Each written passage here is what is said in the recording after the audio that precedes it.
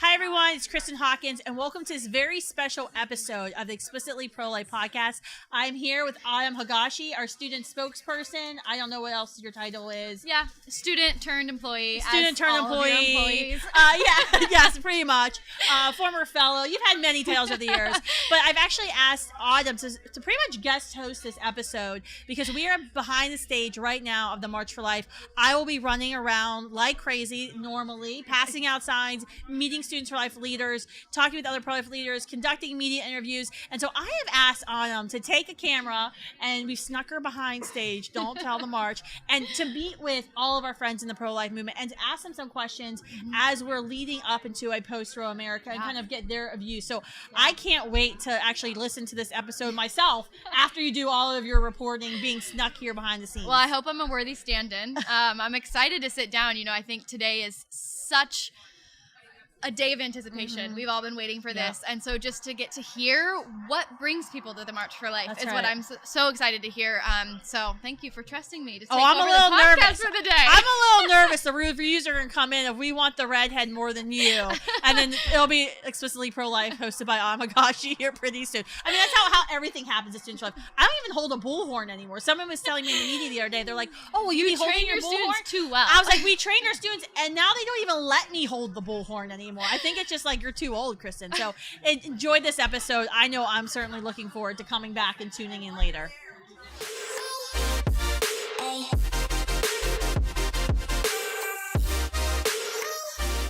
Hello, everybody. My name is Autumn Higashi, and today I am hosting the Explicitly Pro-Life podcast, usually hosted by Kristen Hawkins, but today she's pretty busy with the March for Life, so she is off doing a million other things, so I am stepping in for her today, which I'm thrilled about because I have the honor of sitting down with amazing people that are here today for the March for Life, and so I am sitting here with Chrissy, if you want to introduce yourself, tell us who you are. I'm Sissy Graham Lynch, and I am here with Samaritan's Purse and the Billy Graham Evangelistic Association, and it is so awesome to be here.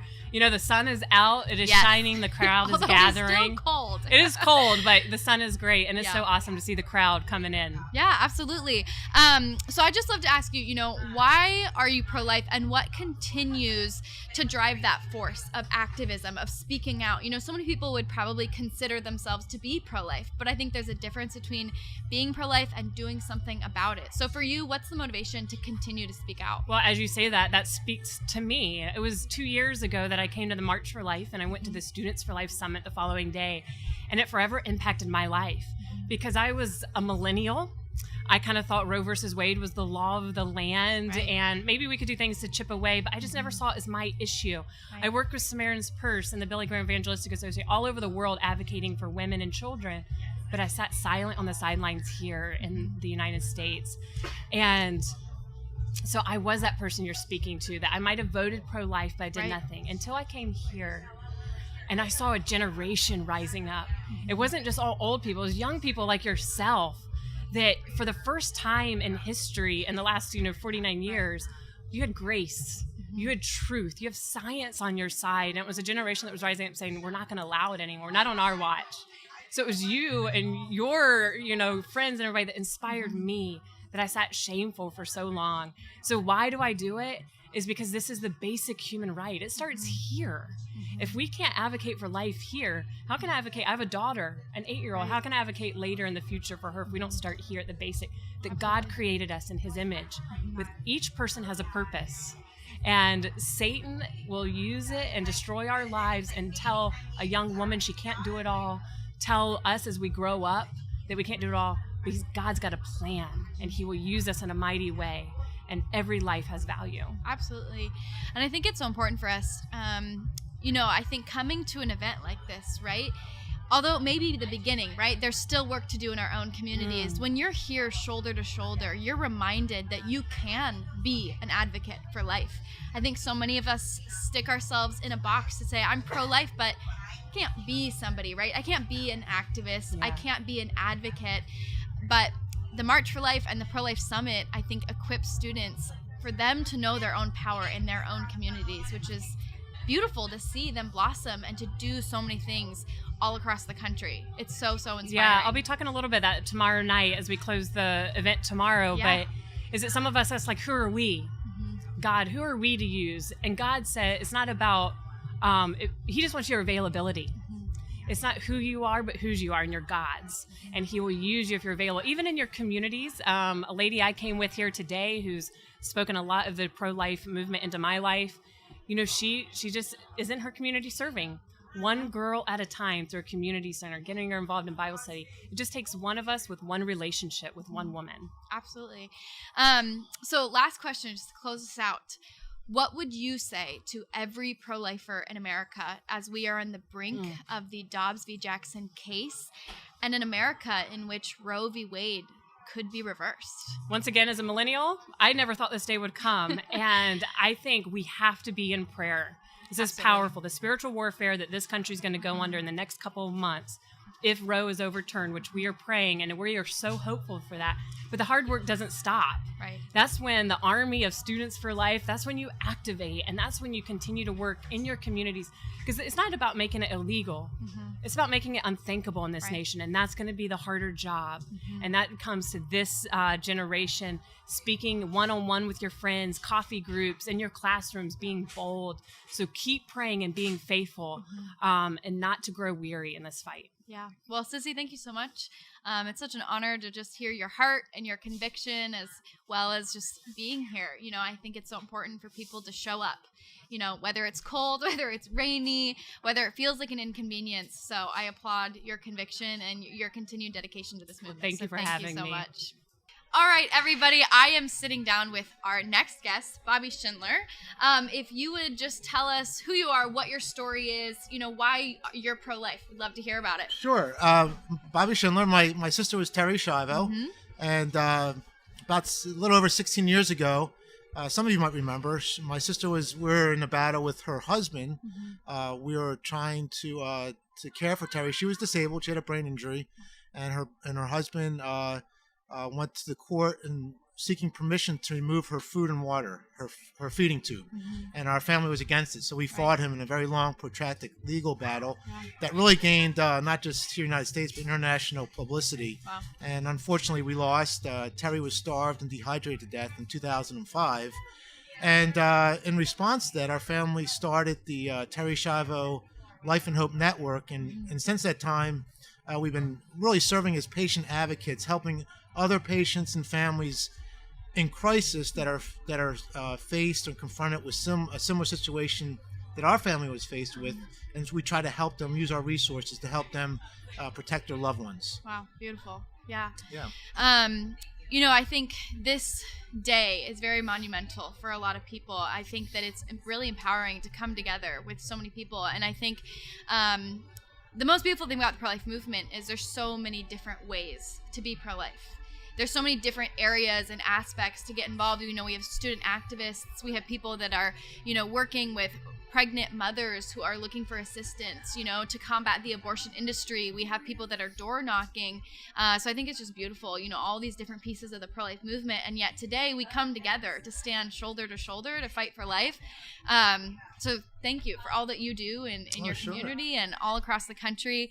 You know, we've been asking each guest that we have here today, if you could say one thing to every pro-lifer in America right now as we await the decision of the Dobbs case, knowing that we could be very close to a post-Roe America, you know, what would you say to them? Well, obviously we're encouraged that this will happen, but we have to keep fighting. Right. I mean, there is we all know there's an assault on the dignity of life. It's not going to stop even if this is overturned. Right. Obviously, we know it'll go back to the states, so we're going to have to continue really fighting and protecting the dignity of the human person, the unborn, people like my sister, the brain injured, the elderly, because it really affects not just the unborn, but we're seeing every day it affects other medically vulnerable individuals and the attack on their human dignity. Right. So, yes, it is encouraging what's happening, but I think we all know that we're going to have to keep fighting, keep our resolve. It's not over yet. Right. We have to keep praying. I think prayer is and staying close to our relationship with Christ,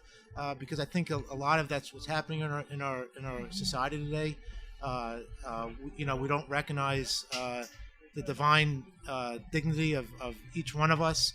So yeah, I think we just have to know. We know, just continue fighting for those that are less vulnerable and be a voice for them. Absolutely. Well, thank you so much for your dedication to life, and for using all that you have to speak up and to advocate for all aspects and areas of life. It's really an honor to sit down with you and chat. Oh, thank you. So thank you for taking the time to sit down with us. I hope you have a good day. Stay warm out there. Yes. We'll keep going in here, but thank you again so much for your time. Thank you for the time to speak with you. It was great. Thank you. Thank you. Okay. Good. It is such an honor to sit down with our next guest, Father Frank. Thank you so much for joining us here It's a in pleasure. this tent. It's a Hopefully we pleasure. can provide you a little bit of warmth Oh, for this a is few perfect. minutes. This is a great start, actually. Awesome. Well, for those who maybe don't know you, if you just want to Yes. share your story quickly and tell us why you're pro-life, why are you You know, so passionate? This is my 47th March for Life. I came here as a 17-year-old high school student in 1976 for the third annual march. And that's what impelled me into the pro-life movement. The diversity of the crowd, the intensity, the commitment.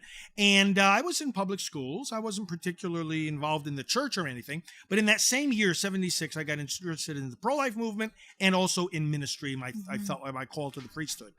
Long story short, I now have been able to devote my entire ministry, my full-time work, to ending abortion. I gotten permission to do that back in 1993. I began to lead the group called Priests for Life, which is not just for priests and not just for Catholics, but really for anyone who wants to help end the killing. We mobilize the churches, and I do that on a full-time basis, speaking, writing, broadcasting, traveling, doing seminars, working with groups like Students for Life, and just trying to awaken America that it's time to protect these babies. Yeah, I was 17 my first March. Actually, I came here with Students for Life of America. I got involved when I was 16, and Students for Life kind of plucked me up and said, you know what?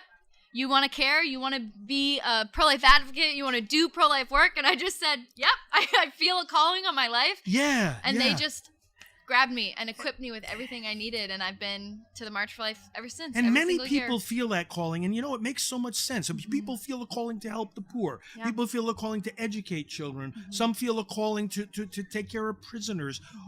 Well, why doesn't it make sense that people would feel a calling to protect the unborn and then be able to do it, whether on a part-time or a full-time basis? Right. We need to encourage people to respond to that call when they feel it. Absolutely. And I think today is a good kickstart to that. Like you It said, is. you come to the March for Life and you can feel it in the air. You can feel the energy. And what you're feeling is a cross-section of America, because these are not people who are just coming to a march for a day. These are people who 365 days of the year are advocating for these children, reaching out to their moms and dads to provide alternatives to abortion, providing healing for those wounded by abortion, educating people about the issue, electing pro-life candidates, passing pro-life laws, mobilizing pro-life students. These people are the movement, and they represent the movement, and it represents a cross-section of America. You'll see babies in carriages, you'll see people in wheelchairs, and everybody in between. You'll see people of every ethnic background, every religious background, every political persuasion, and some marches are very homogenous. Yeah. Some marches, frankly,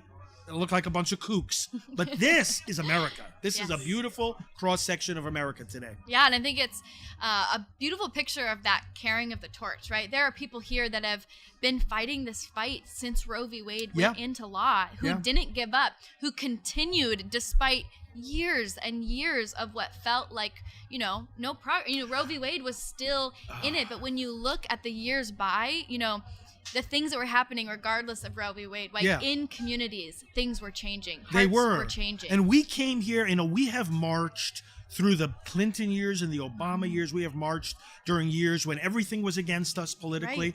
We've marched in other years, whenever Republicans have been in the majority in the House or the Senate, right around the March for Life, they would pass some kind of pro-life measure, as a way of an encouragement to the movement. Now, this year, there's a strange mixture of marching against the tide, because we have the most pro-abortion administration and the most pro-abortion Congress. Right. However, we have a great confidence this year in what's happening in the courts.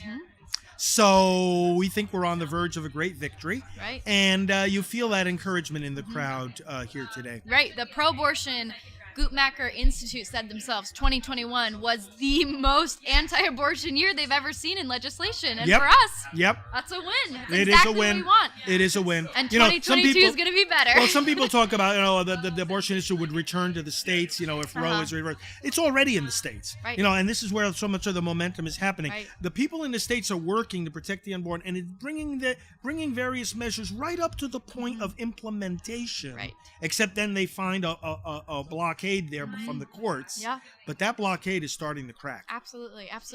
Well, just to finish this off, I have one more question for Yes. you. And that is, if you could tell every single pro-lifer in America one thing, knowing that we are potentially at the end of Roe v. Wade, awaiting the decision of Dobbs v. Jackson and Yes. seeing a reversal of Roe, what would you say to them? The work is just beginning. The work is just beginning. We're seeing the fruit of work we have done for decades. But remember, the unborn are always going to need advocates. Yes. Their moms and dads are always going to need help. Those wounded by abortion are always going to need healing. So don't go anywhere is what I would say. Let's get ready to double and triple our work for these babies and their families. And that's why I'm so excited for our pro-life summit. We have the march where we have the anticipation, the momentum, and then tomorrow we are going to tell them exactly how they can bring it back into their communities. Give them their marching orders. Absolutely. That's right. Absolutely. Well, thank you so much for taking a few minutes and hanging out with us back here. I hope you stay warm out there. Yes. Excited to see all the work that you continue to do. Well, greetings from all of us at Priests for Life to all of you at Students for Life. Keep up the great work. Thank you. All right. Our next guest that I have the honor of sitting down with is Tony McFadden. Hello. Welcome. How are you? I'm good. Good. I saw you brought your family with you to the march. Did. That is so fun. We're missing so one. We're Okay. missing the littlest one, but we have Next 3 year. out of 4 is not bad. That's beautiful. That's so amazing. Well, for anyone listening who maybe doesn't know you or your story, if you could just briefly tell us who you are and why you're pro-life. Well, I won't tell you the whole story because I'm going to be speaking later, but I am post-abortive, but I'm healed and I'm free, but I still live with the regret. And I share my story because if I can save someone from not going through what I went through, I'll share my story over and over again. And if I can let other women know the truth, if they ever enter into that kind of situation, I want those thoughts to be in their mind that what I needed to hear, that you can do this and that this crisis isn't going to stay forever, that you can overcome that. And women are so much more powerful than I think our society gives us credit for. Absolutely. I mean, you listen to what mainstream media, how they paint abortion, how they paint women who are seeking abortion. It's understanding, why so many women feel like they're put in that position because that's where the abortion industry wants them. Planned Parenthood wants them scared and alone and feeling as if they don't have the strength to do it, right? And I think that, it's the most powerful thing about the pro-life movement is seeing community members stand alongside women, many of which they don't know, to say, I will be here to help you.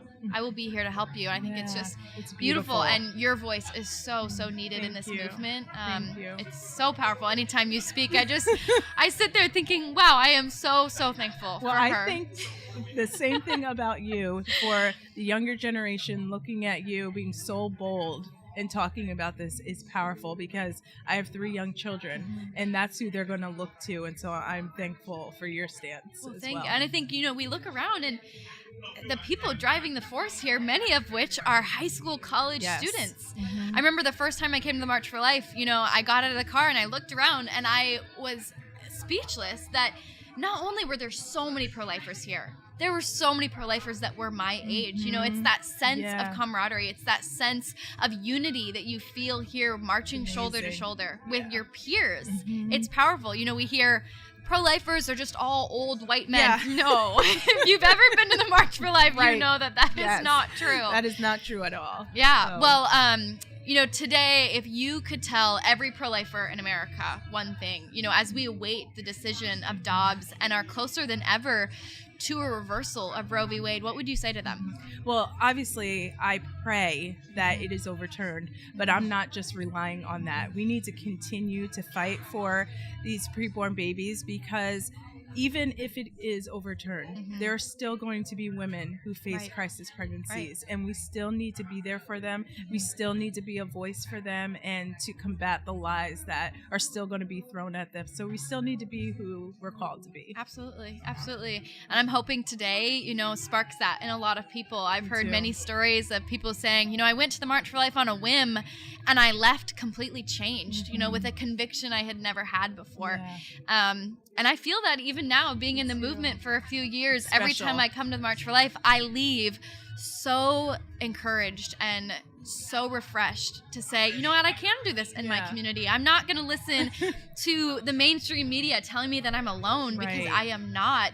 I'm not going to listen to the mainstream media telling me that I don't have a voice or that I am in the unpopular position, because it's not true. And I think coming here reminds us of that. And it's just so beautiful, so empowering. And tomorrow I'm so excited for the National Pro-Life Summit. To bring this momentum and then know what to do with it, know how to bring it into our community. Yes, absolutely. Well, thank you so much for taking the time to sit down. To you. It's so fun. I'm so happy we were able to grab you for a few minutes. I'm sure you're very busy today, so we appreciate it. Thank you so much. Thank you. Yeah. I am so honored to sit down with our next guest, Dr. Alvita King. Welcome. Hi, Thank you Autumn. for being here. It's so good to be here with you. You're one of my heroes. Kristen is. And the post-Roe generation. I'm so excited. Well, I hope I'm a worthy substitute of Kristen Hawkins. It's pressure No, taking on her podcast. It really is. And, it's very cold here. And as we came through, I saw your whole team passing out the signs so diligently. I'm just enthusiastic about the energy and the promise that's ahead of us. Well, thank you so much. We are excited to be here. The adrenaline, I think, is keeping us pumped up, allowing us to continue to get out there. So for those of you people listening who don't know you, would you mind just introducing who you are, maybe your story, and why you're so pro-life? What drives that passion of yours to be so outspoken? I am Alvita King, and I am, of course, pro-life. I'm womb to tomb. Once the baby's born, take care of the family. That's part of my message. I'm the founder of Speak for Life. I've been pro-life since somewhere between 83 and 84. I had abortions myself and a miscarriage and all of that. And then with my experience with the Lord, gave me a question that I repeat all the time. A woman has a right to choose what she does with her body. The baby is not her body. Right. How can the dream survive if we murder our children? So I've been very active for many, many years, meeting young people like yourself. And truth has to be told, of course, in every generation. But we have discovered that it has to be told now in every decade. Because if you wait 3 decades, people forget the message. So with the Students for Life, for example, as you rise up in each decade and then in each generation, the message continues. And I say this kind of tongue-in-cheek, but it's true. In the Sanctity of Life movement, we have more young people because we keep our babies. And so it's very important to proclaim the truth. Yes. And Students for Life across America is such an amazing group. And I just thank God for you. Well, we are so appreciative of your support and all that you do. We have so many students all across the country, and it's just so encouraging to see all that they're doing in their own communities. We have many of them here today, and we will be training them tomorrow at our National Pro-Life Summit. And so we're just so thrilled to have everybody in the same place. For a lot of it, we're so spread out. I think I'll be at the summit tomorrow. I think I'll be there too. So, well, we are very excited. I know we have a lot of students that have really been anticipating the opportunity to hear you speak, to hear your story. I know that you are an inspiration to so many of us, to myself, and to so many of our students. I did want to ask you if you could say one thing to every pro-lifer in America as we await the decision of Dobbs v. Jackson and we are closer to a post-Roe America than we have ever been, what would you say to them? Be kind. Proclaim the message of life. Keep hope alive. Faith, hope, and love moving ahead. And I'm very excited, very grateful for each and every one. Well, we are so appreciative of you. Thank you so much for taking a few minutes to come sit back here with us. Big day. I'm sure everyone is very busy, so we appreciate your time. we appreciate your heart and your conviction, and for you to continue to speak up and do all the work that you do. So thank you so much. God bless. Thank you. Our next guest that I have the pleasure of sitting down with is Arnold Colbreath. Hello. Thank you so much for joining us. Thanks for having me. Yeah. How's it been? You know, the adrenaline, the feeling, the March for Life, right? Yes. I think this is a much anticipated day for many of us. It's really exciting. This is probably my 13th or 14th March. And but this one's different, right, particularly with the Dobbs v. Jackson Women's Health. I know every time I come to the March for Life, I think that I'm mentally prepared, and then I get here and it just still blows my mind. Every year that I'm here, it just always feels so encouraging, so empowering, powerful, unique. So it's such an honor every single year that I get to be here, shoulder to shoulder with my pro-life generation. Yes. Well, for those who don't know you, if you want to share your story and why you're pro-life, why you feel convicted to continue to speak out. Okay, well, I serve as the National Director of Ministry Engagement with the Douglas Leadership Institute. and let's see, my wife is post-abortive from 2 years before we met. So I've just kind of been on this journey with her, helping her to find help, hope, and healing. Right. And when I was a 7th grader, my father had the late Dr. Jack Wilkie to come in and speak at our church. Many people don't know that Dr. Wilkie kind of started the pro-life movement, along with a host of others. Yeah. But I got to, listen to him speak as a 7th grader. And then fast forward to 2007, he hired me to be his National Director of Urban Outreach Development before Douglas Leadership Institute. That's amazing. Yeah. Wow. So today, so many of us, I think, are ready to serve. You know, I've heard from many people today that the March for Life was the kickstart for a lot of them of what made them passionate, what made them called.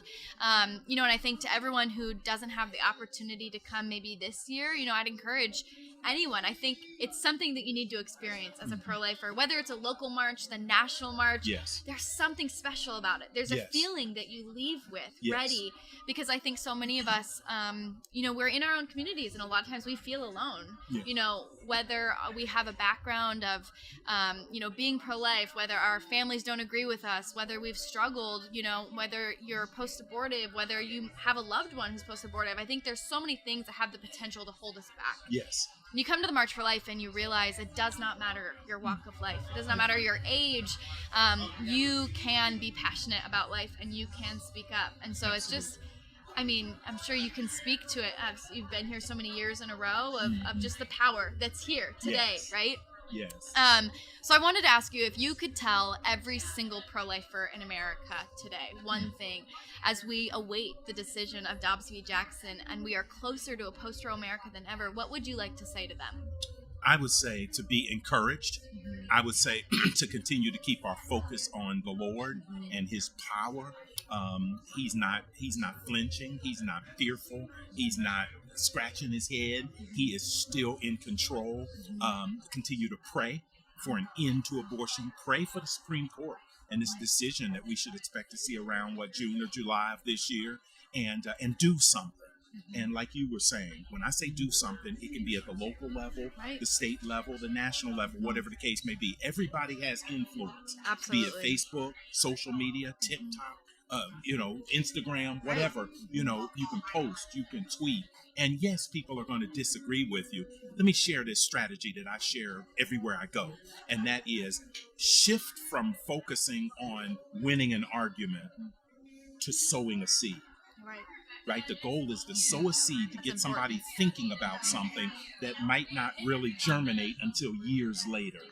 So many times we get caught in these back and forth, intense debates and arguments with people trying to win an argument. All that's going to do is frustrate you, and them. Sow that seed, keep it moving. Absolutely. I think that's so powerful. I think that a lot of this is a mission, right? That we are having these conversations and we are bringing light to such an important issue that I think that's such an important reminder that what's our goal here? What's our purpose? Why are we speaking out, right? Is it to ruffle feathers? Is it to prove people that we are right? Or is it to build a connection, to build a relationship? You don't know where somebody else may be coming from. But and I'll tell you, seed. I remember when Roe versus Wade, was announced. I remember sitting in a family room with my family watching Walter Cronkite give that statement, and he was crying. Yeah. You can YouTube it. He said it's a day that will live in infamy. So I've known a world where there wasn't legal abortion. Your generation has never known that, and my grandchildren have never known that. I have an 8-year-old and a soon-to-be 3-year-old granddaughter. I march for them. Yeah. I may not be here to see the total fruition of all of this, but let's continue to move forward. Yeah, and like you said, we have a Heavenly Father that's in control. Yes. And I think if we focus on our own timeline, we'll lose sight of what He's doing in this movement. Yes. And so to fight, but also rest in His control and His power is a very important reminder to all of us. So thank you so much for coming and spending a few minutes with us and sitting down and getting to chat. It's such an honor to hear your passion and your heart for this movement. And thank you so much for all the work Thank that you. you Can do. I pray before I go? Yeah, absolutely. Amen. Father, in the name of Jesus, thank you for Students for Life of America and just the platform that you've given them. Thank you for Kristen Hawkins, and thank you for everyone that will watch this broadcast, Father, of whatever generation, whatever nationality, ethnicity that they are. Strengthen them, bless them, encourage them, and use them to be voices for life. In Jesus' name, amen. Amen. Well, thank you so much. You're welcome. All right, our next guest, I haven't seen you in a while. It's been a little bit. Yes. I'm excited to be back together here at the March for Life. Well, for those of you who don't know, I'm sitting here with David B Wright. Such an honor to see you again. All of the times that we have got to cross paths in the pro-life movement. But today I'd really love to just dive into, who you are, why you're pro-life, and why you continue with this conviction to not only be pro-life, but to speak up about it and to do something about it. Yeah. Well, for a lot of my life, I was not pro-life. I just really was passive. I grew up in a home that was Christian, but really never talked about abortion. I grew up in a little church that never talked about abortion. So it was just off my radar. Right. So when I went off to college, I moved to Texas. I went to Texas A&M, and I was surrounded by a lot of Christians, evangelical Catholic Christians, who were on fire with their faith for Christ, and it helped me to make my faith my own. But also, they helped me to understand finally what abortion was, how it destroyed the life of a preborn child, how it hurt women, and how it was really just devastating our culture. And so at that point, I became in college, I would call it a passive pro-lifer. I was opposed to abortion, but it doesn't affect me, so I don't want to do anything about it, or so I thought. And then I met a girl. And you know that girl. It's my wife, Margaret. We've been married now 29 and a half years. But Margaret grew up in a pro-life home in Corpus Christi, Texas. And in Corpus Christi, there had been several abortion providers, and her parents would take her and her sisters every weekend to pray outside local abortion facilities. And one by one, those facilities closed their doors as hundreds of Christians across different faith traditions came together. And so when Margaret would tell me these stories, I'd be like, oh no, do I have to do something? But we were living in a town, College Station, Texas, where at the time there was not an abortion facility. So I thought, I'm off the hook. Right. But when the news broke in our community in 1998 that Planned Parenthood was going to open its first ever abortion center, we realized we have to do something. Right. And so how I first got involved was Margaret dragged me somewhat reluctantly to a church meeting that was being held. And more than 400 Christians came out that night to talk about how do we try to prevent this. And unfortunately, our community was not able to stop it. Planned Parenthood did open, but we began to get involved in local pro-life efforts, began to pray at the site where the facility was being built. We began to reach out and educate others. We began to grow in our own pro-life convictions ourselves. And that really was how I became pro-life. And it was through that I eventually led that local organization, the Coalition for Life. And it was there that we started the effort 40 Days for Life, which eventually took on its own life and spread into a worldwide initiative that has spread now to more than 600 cities across 80 nations. So it's been an amazing journey.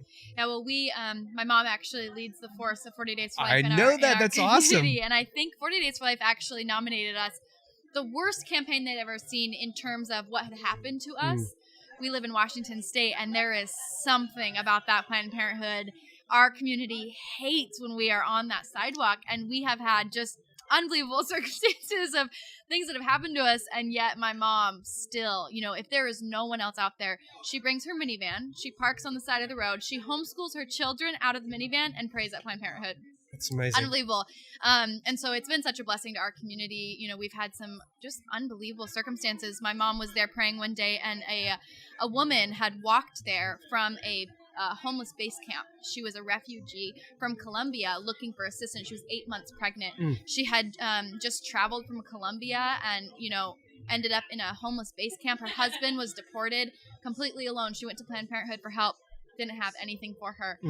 But my mom was on that sidewalk praying, and they connected. And within 4 days, my mom had her inside of a maternity home. She had resources for her baby. We threw her a baby shower, and her baby Victoria was in our arms at our Thanksgiving dinner table.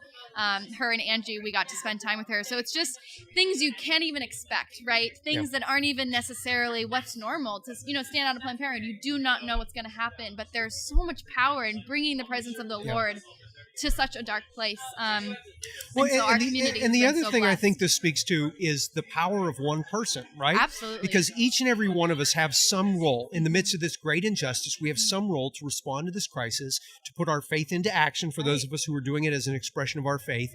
And you never know what God can do to save a life, to impact an eternal soul, to shut down an abortion facility, to help workers out of the abortion industry. I mean, there's so many different things. But I think for every person who's hearing the sound of our voices right now, they should say, what can I do? What are the gifts, the talents, the skills, the experiences that I've had? Yeah. How can I put them into action? And how can I use those to make my mark, to do the thing that I'm uniquely supposed to do in the pro-life movement? Absolutely. Well, I mean, I think you alone are a testament to that. You met a girl, you fell in love, and you guys just decided, when it came to your community, right? You guys were two community members that decided to do something, not knowing where that would lead. Right. I relate to that. I was a 16-year-old girl, and I thought, I'm going to make a video because I'm passionate and I feel like this message is wrong. And God took that and said, okay, well then I'm calling you, Autumn, and you're going to do this for, who knows how long. I've been full-time in the pro-life movement ever since that day. And it's just such a blessing to see how God will take that obedience and to reward and to equip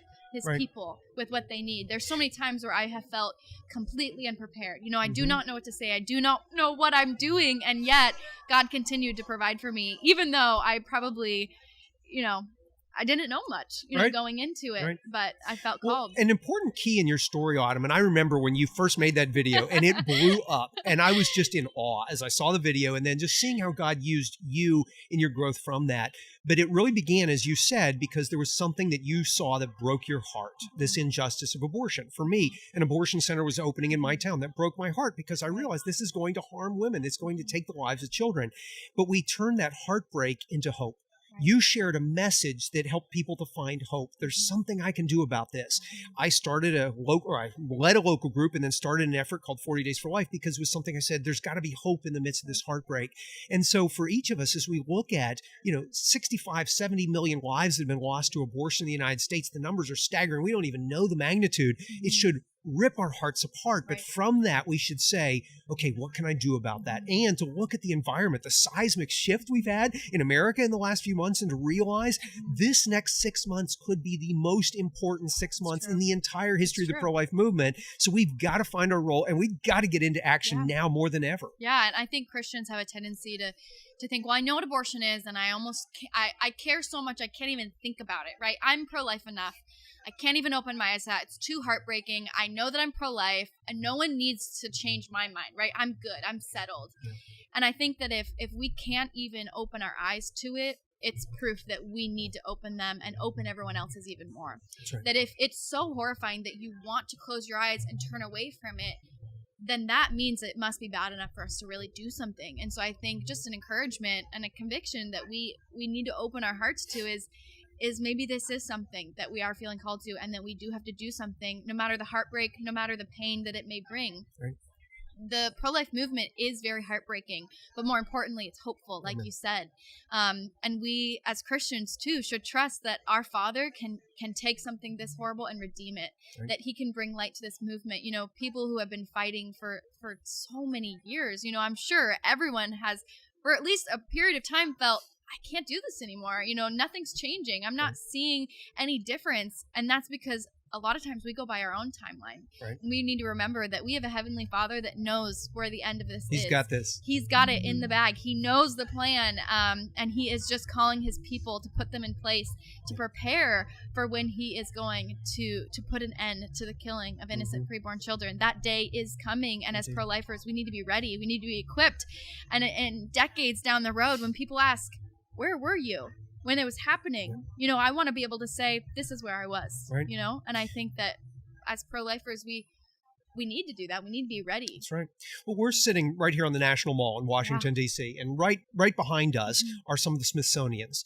And in the American History Museum, if you walk through there, you'll see the lunch counters where the sit-ins happened during the Civil Rights Movement. In the Woolworths, and you can go there and you can imagine the people who are willing to do the uncomfortable to change the culture. And they did that. And one day, when abortion is fully ended, the Smithsonian and other places are going to be memorializing this horrific chapter in American history of abortion, but they're also going to be celebrating those who stood up and did something. And the question is, will they be remembering the Autumns? Will they be remembering you? Will they be remembering me? Or will they say, where were you, as you said? What are our children going to say? What are our grandchildren going to say when they ask us, when this great evil spread across the land, what were you doing? We have to be able to answer them. And today we make the decision of the answer that we're going to give them. And from the perspective of being Christians, and I know not everybody listening or watching is Christian necessarily, but many of us are.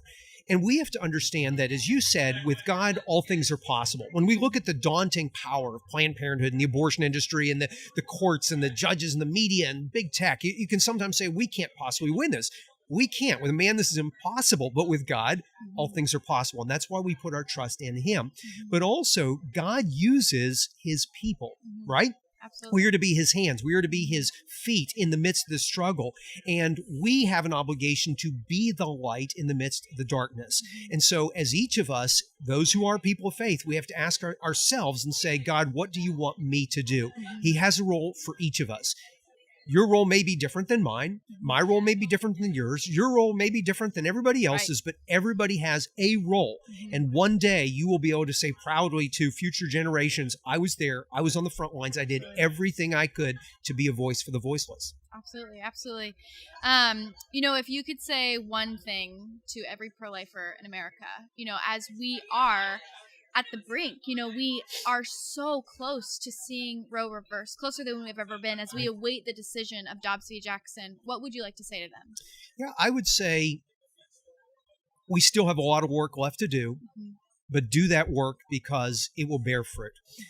Kristen Hawkins and Students for Life for years have been talking about the post-Roe generation. And a lot of people have criticized Students for Life and Kristen for saying that. And here we are now on the verge. Everybody's talking about being post-Roe. We've been ready. That's right. Now, whether the Dobbs case will bring that ultimate victory, we pray to God that it does, or whether it will be another vehicle, we know it's not a matter of if Roe will be overturned, it's a matter of when. But we understand that when Roe is overturned, that throws the abortion decision back to the states. Right. And there are going to be fights in places like California, in places like Connecticut, places like New York that are going to be more aggressive, more challenging than ever before. As you have Gavin Newsom, the radical governor of California, saying they're going to be an abortion sanctuary and they're going to pay for people to fly in from other states to have abortions. It's going to be challenging. Yeah. And a lot of risk is that in the states where abortion may be prohibited, or in states where abortion may be reduced, some people may get complacent without realizing injustice anywhere is injustice everywhere, as Dr. Martin Luther King said. So we have to recognize that we have a lot of work ahead of us. We have to now be more of a voice for the voiceless, speak up for those who cannot speak for themselves than we ever have. And we need to be more engaged in our communities, in our states, than we've ever been before. But in so doing, we will see victories like we've never seen. We will see the tide continue to shift. It's shifting rapidly for the good right now. And we will be a part of seeing a victory that will change the very course of history. So if you have a heartbreak about the crisis of abortion, if you have some hope that with God something good can happen, find your place, get involved, do more now than ever, and you can be a part of not only changing history, but building God's kingdom here on earth as it is in heaven. Absolutely. Well, thank you so much for sitting down with us and sharing all your work and your heart in this movement. As always, it's an honor to get to sit down and chat with you about this important issue in our time. I think it's just a day of reflection for many of us, a day of preparation, and a day of motivation to take this feeling that we have, to remember we are standing shoulder to shoulder with our pro-life generation, and then thinking, how can I bring that into my own community? So thank you so much for your time. Thank you. Thanks to your entire family. It's done so many great works, and thanks to Students for Life, and it's absolutely an honor and a joy to be with you. Thank you. Thank you. You bet. I have the pleasure and honor of sitting down with Senator Lankford. Thank you so much for being here. Glad to visit with you. I appreciate your time as you come back, and I'm sure at least hopefully we can provide you a little warmth for a few minutes. It's just outside this tent is about 21 degrees, so it's nice to be in this tent for a minute. Yeah, well, I know you don't have a whole lot of time, so I really appreciate you taking the time to come sit with us. I'd love for you to just briefly share with everyone listening why you're pro-life and why you feel convicted to speak out about it, to do something about it. So there's some basic things. One is I am alive, and so I celebrate my own life, but the life of every other individual. The second thing is, as a Christian, I believe every person's created in the image of God. They have value and worth that's inherent in them. They're not valuable because I can see them. Right. They're valuable because of their God's creation, and that's just extremely important to me personally, and always has been. It's also the science argument. When you look at a child in the womb, 10 fingers and 10 toes, they're sucking their thumb, they're pushing their feet against their mom's belly. There's every evidence of life there, and for someone to say no, that's not really alive, is just ignoring what's very obvious. Absolutely.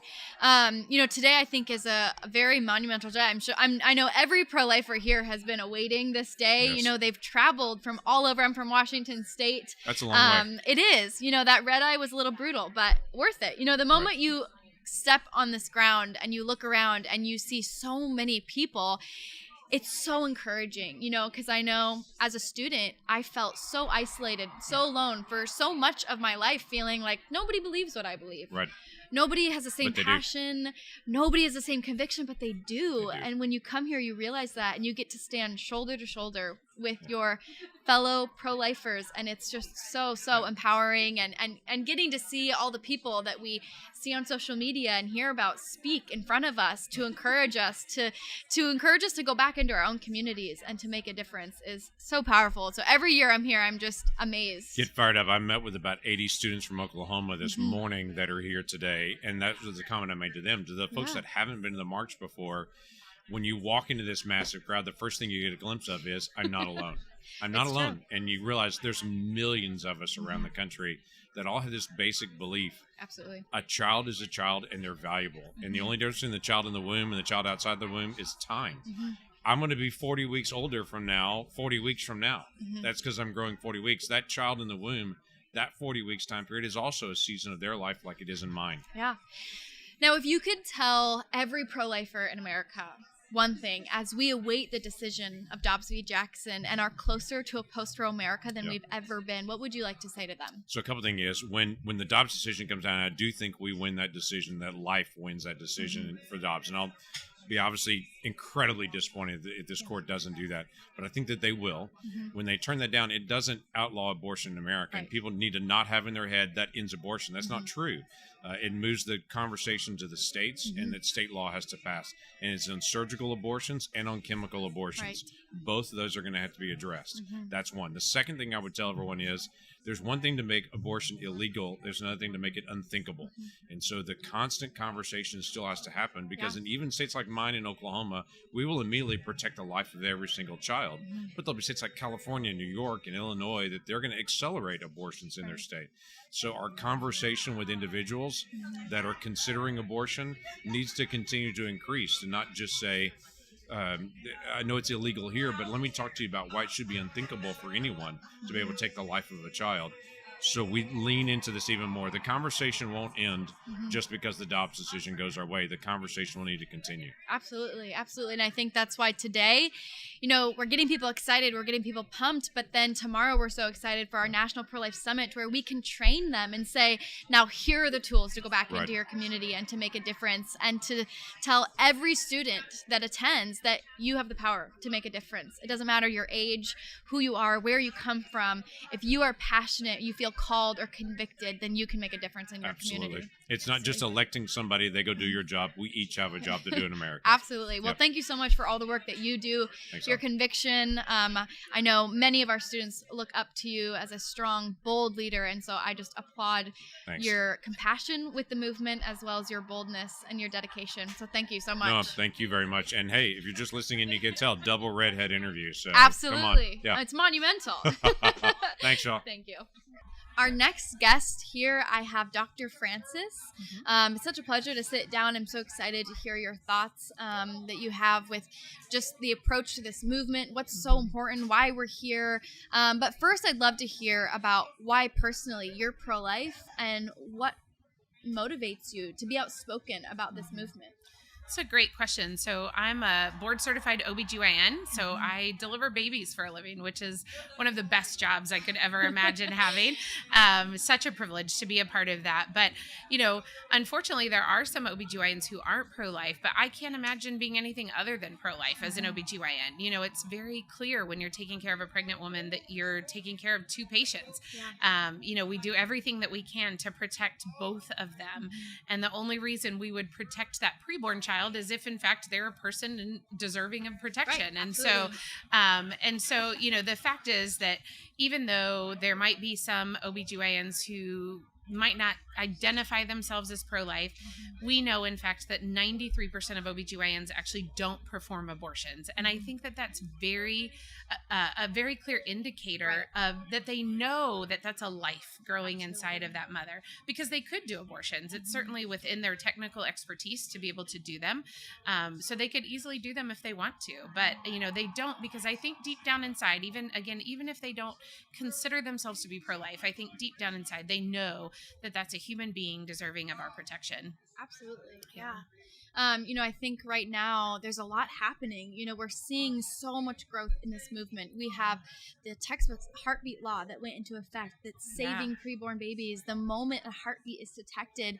You know, we have Dobbs v. Jackson as we're awaiting the decision of that. So much is happening. You know, even the Guttmacher Institute said that 2021 was the most anti-abortion year we've ever seen in legislation. Amen. And so I think there's so much for us to hold on to and continue to build that momentum. But we also know that the pro-abortion side knows that, and which is why they are trying to expand chemical abortion in such a radical way. You know, what's your thoughts, or what would you like to say to people, and you know, how we need to prepare ourselves for that? Yeah, absolutely. Well, you're right.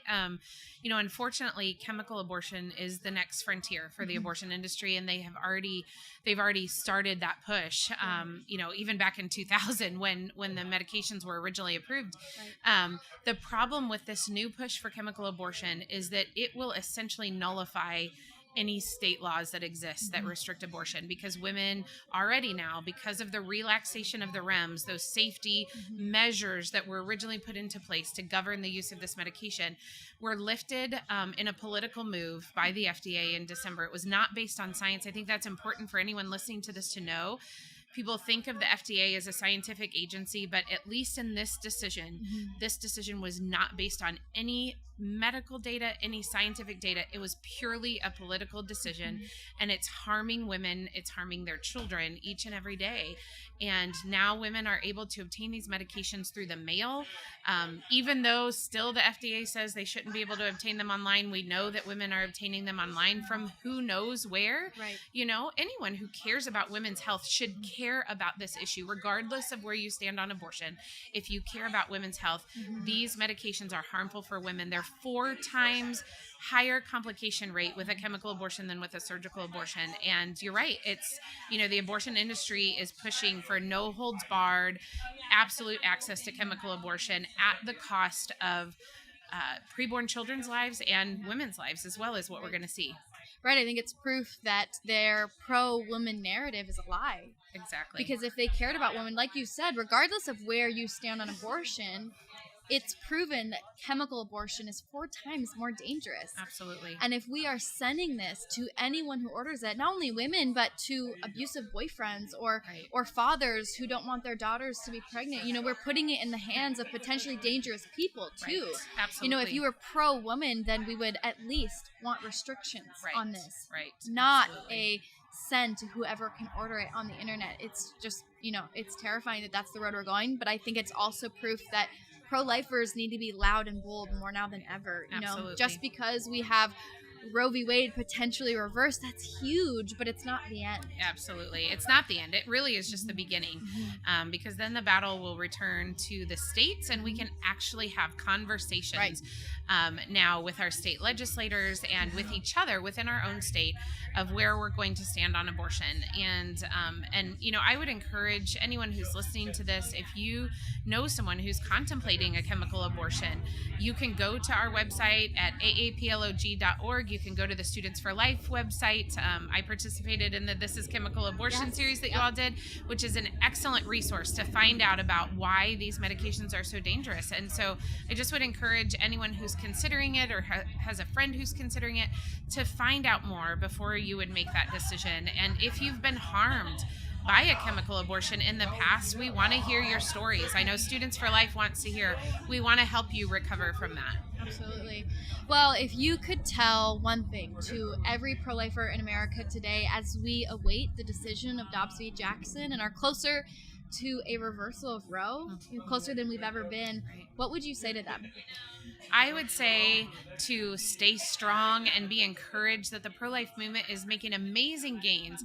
And one of the things that makes me so excited is that the more we find out about medical science, the more we find out about the development of preborn human beings, the more it validates the pro-life position. So know that science is on our side, medicine is on our side.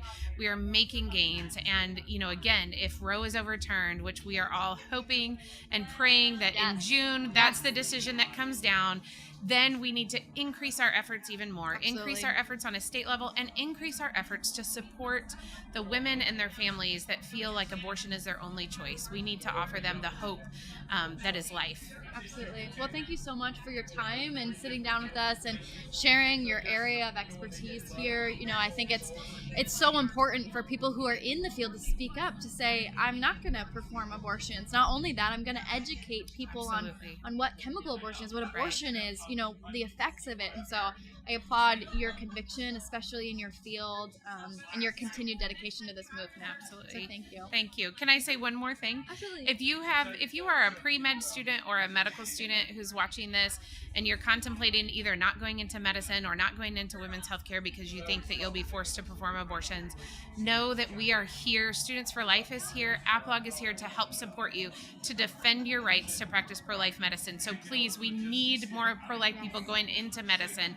So I would just encourage you to stick with it, stay the course, and rely on organizations like ours to defend your conscience rights. Absolutely. Thank you so much. Thank you. All right, we're good. Okay. Thanks so much. It was so nice to meet you. I think this actually... My next guest, I have here Congresswoman Lelo. Yes. Thank you so much for joining me. Thank you for having me, Autumn. It's an honor to be here. Yeah, so is this your first march? Well, my first, national march in D.C. It definitely did marches back home, but wow, this is an amazing experience. It's something else. It's something else. Yes. I know, I always tell people, if you've never been to a March for Life, you got to make it a goal. Yes. You got to get there at least once. Absolutely. And then once you go once, you'll go forever.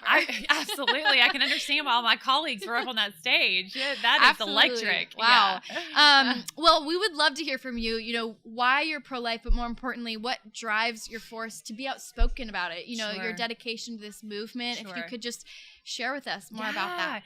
I've always considered myself pro-life. I grew up in a strong Christian family background. But, it wasn't until I had my first child and just growing a child in your womb there's nothing like it, having that miracle of life growing within you. And then when they placed Jeremiah as his name and they placed him in my arms, I said, it's not enough for me to just say that I'm pro-life. I have to actively be out there fighting for the unborn. And the Lord has an amazing way of directing our paths. And I never thought I would be in Congress fighting for life at such a time as this, such a pivotal time in the whole movement. 48 years people have been working so hard for this one moment, and to be a part of it and to see it all come to fruition. It's just an absolute amazing experience to be a part of. Yeah, 2021 was a record-breaking year for anti-abortion laws. We have the Texas heartbeat law that went into effect. We have Dobbs v. Jackson, which could potentially reverse Roe. I think it's so many things that we started to believe were never going to happen. Exactly. People that have been on the front lines since Right. Roe v. Wade Right. was created, the land of the law, Sure, you know, or the law of sure. the land. And so Sure. it's so beautiful to see it all come together, Right. to see the pro-life generation continue to That's show it. up. That's it. Think about how many times they probably got up and said, gosh, what am I even doing this for? Nothing's going to Absolutely. change. And here we are. So it just goes to show you never give up. Every little bit counts and matters. Yeah, and just seeing the torch being passed. You come to the March for Life, and there are people from all walks of life, all ages, all backgrounds coming together to stand shoulder to shoulder. So, you know, what would you say to every pro-lifer in America today as we await the Dobbs v. Jackson decision and are closer to a post-Roe America than we've ever been? Sure. Never give up. Never give up, because every little bit counts. Everything we do today affects tomorrow and has the potential to save millions of lives. So I am so grateful to everybody who has worked so hard. And that would be my message. Just never give up. Wow. Well, thank you so much Thank for you taking for the time to having sit me. down with us. I hope you enjoy the What an rest of your honor. March. All right. You too. Thank you. Thank you. Bye-bye. I am so honored to sit down with our next guest. I have here with me Congressman Dan Crenshaw. Thank you so much for being here. Oh, yeah. Great to be with you. Today is a big day for so many of us pro-lifers, and it's such an encouragement to see so many strong, powerful pro-life leaders like yourself to be here in support of the pro-life generation. I know many of us sit in our own homes and think, I'm alone. Nobody believes what I believe. I can't make a difference. And, you know, in many ways feel discouraged to speak up. But I think when we're here today, seeing people speak up for life, it encourages us to do more. So I'd love to hear from you. Why are you pro-life, and why are you convicted to speak out about it? Yeah. First, I want to say I'm encouraged because the crowd here is very, very young. Yeah. You notice that it's so young, and it's driven by love. That's the message, and that's why we're winning. So that's what makes me so encouraged. Because I get to see my members of Congress every day. I love that. But I'm encouraged by everybody else out here. So why be pro-life? Look, I get a little philosophical on this sometimes, but I look back to our Declaration of Independence, which states very clearly what one of the purposes of government is, which is to protect your inalienable rights. And of those rights is life, liberty, and the pursuit of happiness. And so I take life quite literally in that statement. Absolutely. It's a very, very basic human right. Why be pro-life? Because I'm pro-human rights. Right. It really is that simple. And over the last century, this conversation has devolved, or this sort of play on words has happened, where it's about choice, it's about convenience, it's part of your body, and these are untruths. These are falsehoods. It's not. So it's a baby when you want it, but it's not. It's almost too simple, right? Yeah, but it's not a baby. It's just an appendage when you don't want it. This is nonsense, and we need to stop saying things that aren't true. Is it hard to have a newborn? Yes. So then let's move the conversation towards supporting new parents, towards adoption services. That's something I think conservatives can do better on, to be perfectly honest. But it can't be this conversation about this so-called choice, because it's not a choice at all. Whether someone lives or dies, that's not a choice. You should always be for life. Absolutely. And I think it's really amazing to see the people here to hold that so proudly. I think we have too many people in America who are passively pro-life, who are pro-life but don't talk about it, don't do anything, whether it's because they believe it doesn't affect them, whether it's because they're scared of backlash. We need people who are on the front lines, bold and unapologetic. That's where we're going to see a difference. You know, 2021 was a record-breaking year for anti-abortion laws, and most of that is because communities are driving the force. People are saying, I'm done with our culture glamorizing death. I am ready for a post-Roe generation, one that will hold the title proudly that I am anti-abortion because it kills a human being. And so I think, you know, we need more people that are willing to take that stand, but a line in the sand, black and white. Life should be protected in all circumstances. You know, today, what would you say to every pro-lifer in America as we await the decision for Dobbs v. Jackson and are closer to a post-Roe America than we've ever been? Look, I would say hold your heads high, stand for your convictions proudly, and make the arguments with love as your primary directive. And that's, you want to know why the pro-life movement is winning? Because that changed over time. And we are winning. And we are winning. And the movement is winning because it is led with love. Yeah. When I look out there and I see the signs. It's not about hate. Nobody's attacking anybody. Everybody is happy. Yeah. There's this like profound sense of happiness, and then I think that comes from the fact that people know that they're standing for something that is righteous. Absolutely. Standing for human life, I think, is righteous. So look, it's hard to predict what will happen in the Supreme Court, and I don't want to give anybody any false optimism. Right. Absolutely. Regardless of what happens, you're winning the fight. Right. And that fight will be much longer term than just this Supreme Court decision. That will merely be a battle that maybe we win. Yeah. But the fight will continue because then it goes down to the state level. And you must win the culture to then pave the way for the legislation that is pro-life. That is always how, because if you don't do that, well, then you're going to take 3 steps back for every step forward. Yeah. So keep winning the culture. Keep winning the arguments. Make the arguments with love in your heart. Talk about the science. Talk about the philosophy. Talk, use whatever tools you need, because you know what? Whether it's religious or whether it's more of a humanist approach or whether it's a scientific approach, they all align. Right. They all align in the same place, and that's the beauty of this movement. I think it's why the pro-choice movement, so-called, is losing. Yeah, it's true. Yeah, and I think that point is really important. When you come to the March for Life, I've been in the pro-life movement full-time since I was 16, and something that I hear constantly is the pro-life movement is all old white men. Yeah, I hear it constantly. But I always say, you've clearly never been to the March for Life, because you step outside of this tent, you look around. It is so diverse, not only in people's backgrounds, but their age. There are people who have been here since Roe v. Wade was created a law. And there are people who have only known a world where Roe v. Wade was a law. And so I think it's so powerful to see that torch being carried. The pro-life generation to say, we may not have been there beginning of this fight, but we're gonna be there till the end. And it's so powerful. We have students in all 50 states working in their communities to not only change laws, but to change hearts, to change the culture, because that's when we're gonna win here. Absolutely. Absolutely. Well, thank you so much for being here, and thank you for taking time to Thank you chat for what with you guys us. do. It's amazing work. Appreciate Absolutely. you. Thank you so much. Thank you. My next guest here, I have Mike Donahue. Thank you so much for joining us. You said it so well, Autumn. Thank you. So I would love to hear from you why you're pro-life, what brought you to the March for Life, and what drives your passion to be outspoken about this movement. Yeah, absolutely. Well, I'm pro-life because I think Jesus is pro-life. So I'm for life in all its forms and facets. And I grew up coming to the March for Life. My dad was head of communications for National Right to Life, so I grew up marching. And so I got the chance to come back and be a part of the prayer service this morning and said, let's go. That's amazing. That's awesome.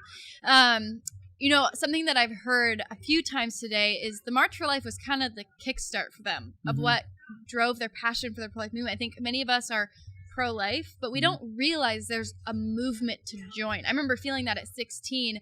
I kind of jumped in the pro-life movement, and my eyes were opened to a movement of people that are fighting, people who are marching, advocates, activists. And so I think being here, it's just so encouraging, and you just see the light in everybody's eyes of this is something that I'm going to dedicate my life to and be passionate about. I'm sure you can speak to that in the many years that you came growing up. Absolutely. Was it a motivation for you to come to then do more? Every time we're here.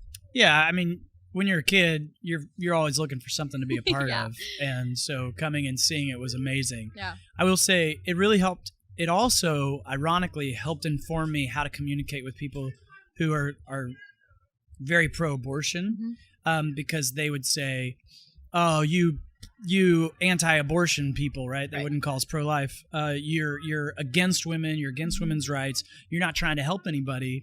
And I could see where they would say some of that, because there did used to be a lot more signs of like aborted baby pictures and very like sort of condemning messages. And what's really excited me as I've watched the pro-life movement progress since a child, there really is a multifaceted full picture movement that I feel like is emerging, where people are realizing, okay, we can't tell women you can't have an abortion if we're not willing to help that woman have that baby, to give her the help she needs. And so I'm really excited to see people really take on the task of the whole challenge, which is stopping abortion and caring for these unwanted pregnancies. Yeah, absolutely. Students for Life has an initiative called Standing With You, and that's the entire heart of it, to say, whether you are a pregnant and parenting student or you find yourself in an unexpected pregnancy, how can we walk alongside you? Because for many of these women, there are resources, they just don't know about them. And so it's how can we connect them with a pregnancy resource in their area? So we've done pretty much everything to, online campaigns to door knocking. We send students out into their own communities to knock on doors and to say, are you aware of the life-affirming resources that are in your community? And we've seen such beauty come out of that for people to then equip themselves with information on how to help people in their own area, in their community. And so I agree. I think it's so important for us to proudly hold the title, I am anti-abortion, but I'm also here to walk alongside women. Yeah, my own mom was a victim of an assault when she was younger and had an unwanted pregnancy and made an adoption plan for that child. And we just spent Christmas all together, right, with her family. And I really am excited to see people not only take up the task of dismantling abortion, but taking up the task of adopting, and taking up the task of caring for women. And I think it's a noble task and one that I'm ready to give my life to. Yeah, that's amazing. If you could say one thing to every pro-lifer in America as we await the Dobbs v. Jackson case and could potentially see a reversal of Roe v. Wade, what would you like to say to them? Yeah, celebrate the victory, but know that it's the first step in many steps. Yeah. And please don't celebrate if you're not willing to take up the task of helping these women. Yeah. That really, I can't say it enough, but the multifaceted picture that exists around this problem. When pro-lifers are known for the care they're offering to women and children, man, that's when this movement's really going to take off. Yeah, absolutely. Absolutely. Well, thank you so much for your time. Yeah. It's so good to see you here at the March for Life with so many other amazing pro-life advocates. It's been such an honor and a pleasure to speak with everybody. Glad to be here. Thank you. Thanks. My next guest that I have here with me today is Brian Kemper. Thank you so much for joining me. Well, thank you. Thank you for being on my TikTok yesterday. Absolutely. It's got to be a back and forth, Absolutely. 50-50. Exactly. Pro-life Jen, all got to help each other, right? Absolutely.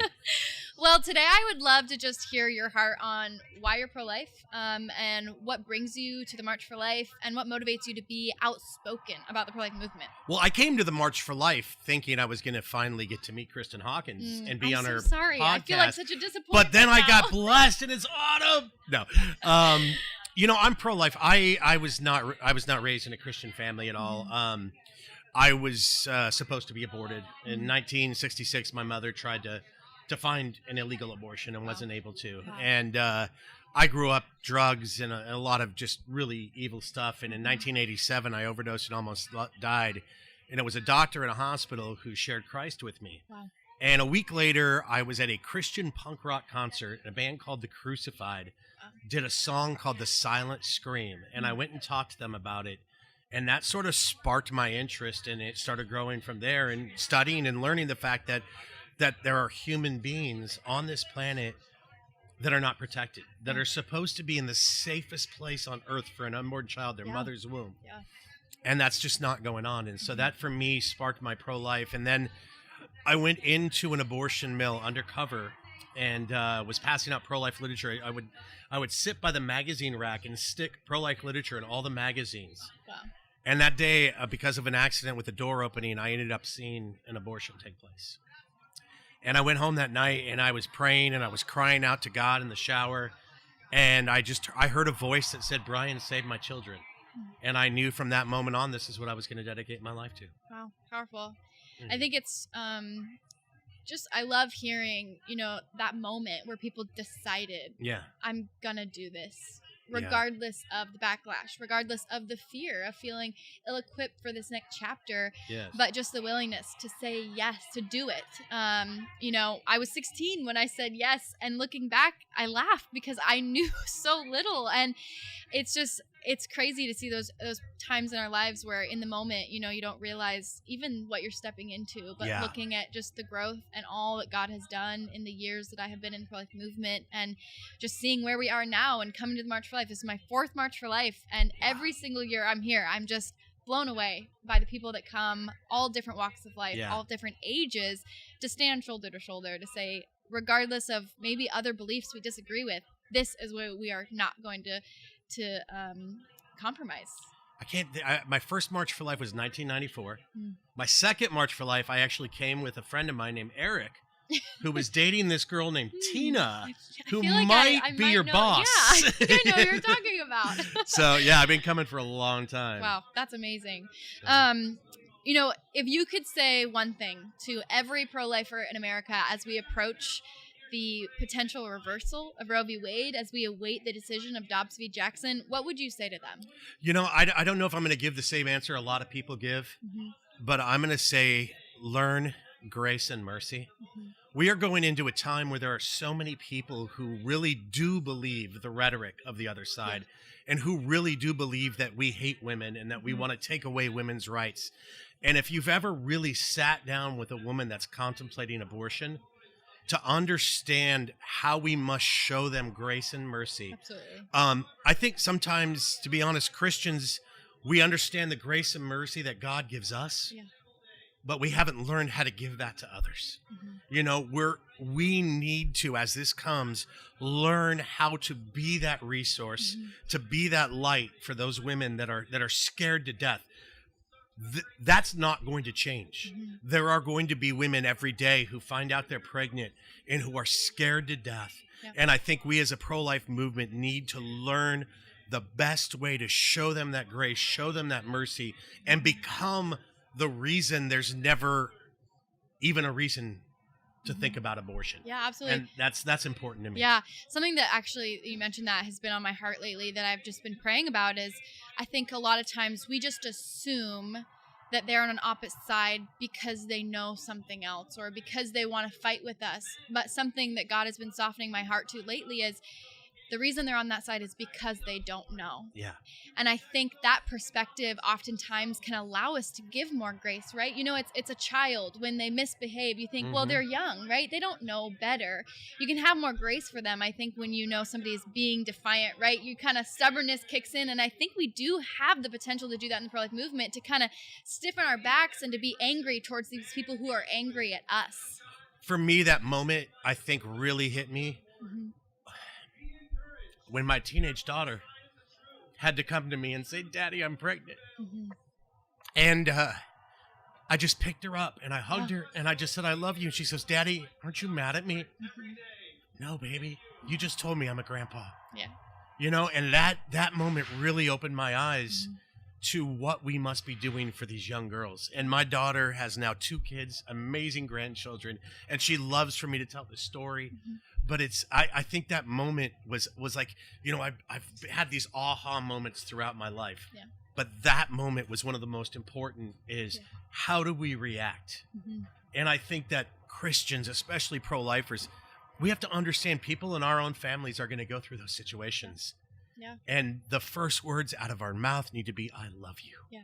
And not only for those who are maybe facing that situation, but women who have gone through it Yes. and decided absolutely. abortion. I know many people have come to me and said, I'm scared to speak out about the pro-life movement because I don't want to hurt those in my life that may be post-abortive. And what I say to them is, you may be hurting them more by being silent about Absolutely. it. Because by being silent about it, you're not trusting that God can offer overwhelming healing to those who have suffered an abortion. Absolutely. And so I think, again, we have to walk through this with love and compassion to change the narrative that we're not angry, bitter pro-lifers who hate women, right? If we're going to combat that narrative, then we have to do it through our actions to show people what we're doing in the pro-life movement. And I think this is an amazing event to showcase that. You look at the people, they're joyful, they're happy, they're loving. You read their signs. It's one of my favorite parts about the march is because oftentimes people will put their story on a sign and hold it up and to say, this is who I am or this is why I'm here. And it's always so powerful to just see the diversity in people that come. And that's one of the things I love about like Silent No More, when you have these women that just hold a sign that just says, "I regret my abortion." And people will just come up and talk to them and ask them questions. Yeah. I think it's beautiful. Yeah, absolutely. Well, thank you so much for all that you do and for taking a few minutes to Absolutely. come chat with us. We appreciate you. And next time I get to meet the amazing Kristen I Hawkins. hope so. Yes. Wow, that would just... I promise you. Oh, I'll make it happen. I'll make it happen. Well, thank you so much. All right. God bless you. Thank you.